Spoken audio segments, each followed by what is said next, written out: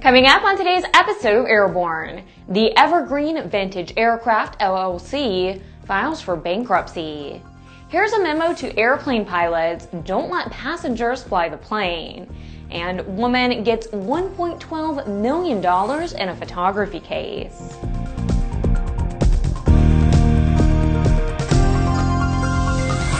Welcome to Airborne on Aero-TV. I'm Ashley Hale. Evergreen Vintage Aircraft LLC, the company that owns many of the aircraft on view in the Evergreen Aviation and Space Museum, has filed for bankruptcy. Aircraft on display at the museum include the giant Hughes H-4 Hercules airplane, commonly referred to as the Spruce Goose, and other classic and vintage aircraft. However, the Evergreen Aviation and Space Museum has released a statement saying that they are an independent nonprofit organization and most of their museum's collection of over 180 aircraft and artifacts are owned by the museum or are on loan from federal government agencies.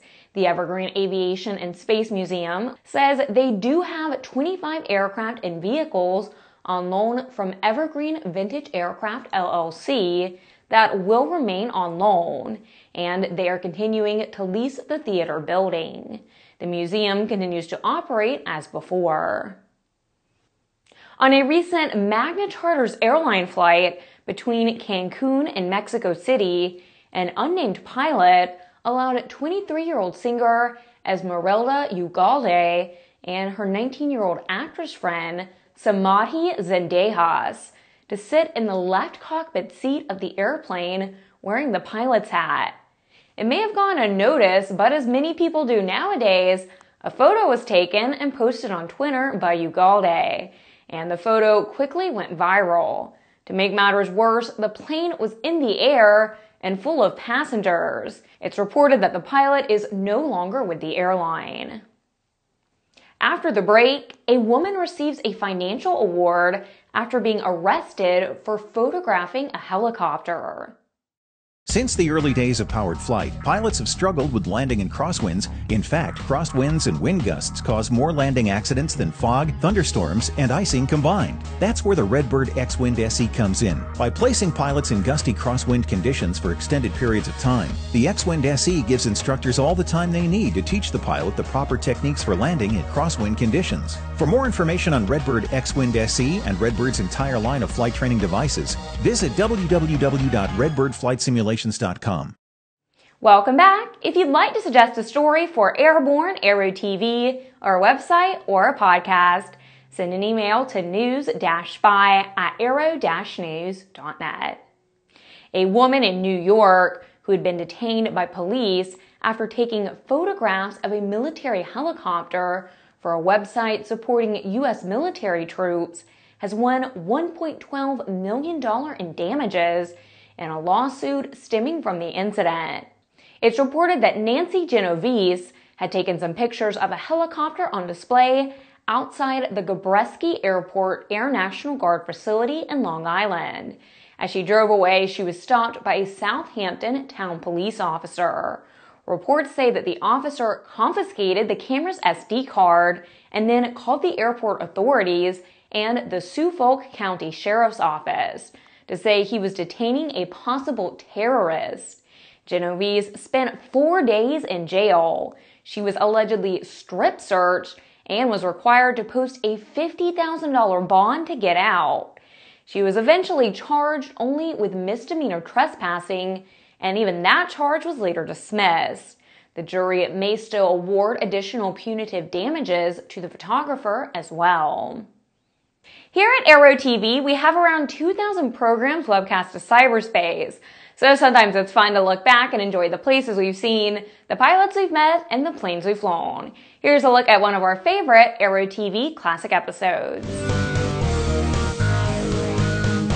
The era between World War II and Korea, especially the Bell 47, became and still is the most recognized helicopter profile of all time.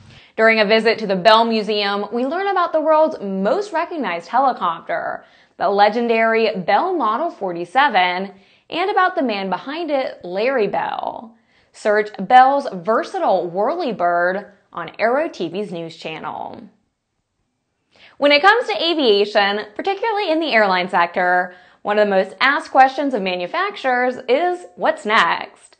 In the case of Boeing, it's been asked particularly in reference to a possible replacement for the 757.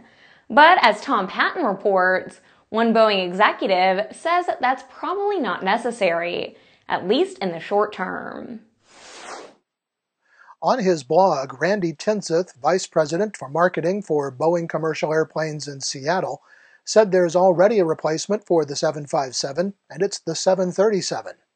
Tinseth wrote that the current 737 and other airplanes its size already fly 90% of the flights that used to be operated with a 757. And in the future, that number will jump to 95% thanks to airplanes like the 737 MAX. Tinseth added that the 737 MAX is a great airplane that's sized right for the heart of the single-aisle market, along with the right range capabilities.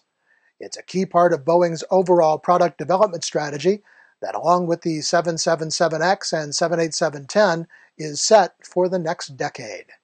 For Airborne, I'm Tom Patton. After these messages, a private company now owns 14 Douglas A-4 Skyhawk fighter-bomber airplanes. ADS-B will be mandatory for most aircraft by 2020 in the United States, but you can benefit from ADS-B today with the Bendix King KT-74 Mode S transponder.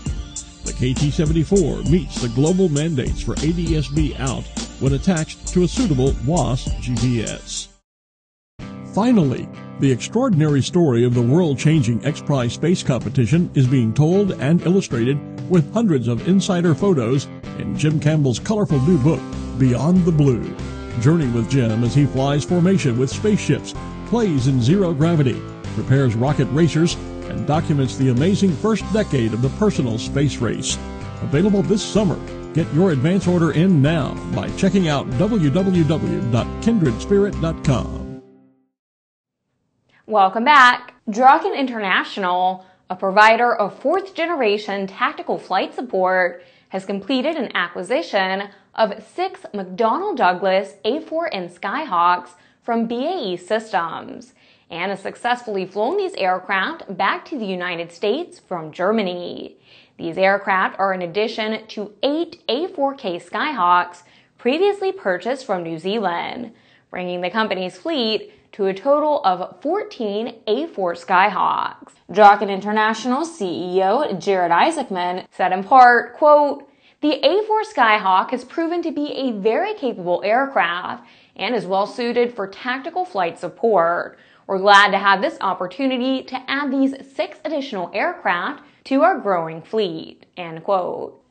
Draken International maintains the largest privately owned fleet of tactical jet aircraft in the world, with over 80 aircraft, including the A4 Skyhawks, Aermacchi MB-339s, MiG-21s, Aero-Photo Choti L-39s, and the multi-role Aero-Photo Choti L-159E advanced light combat aircraft.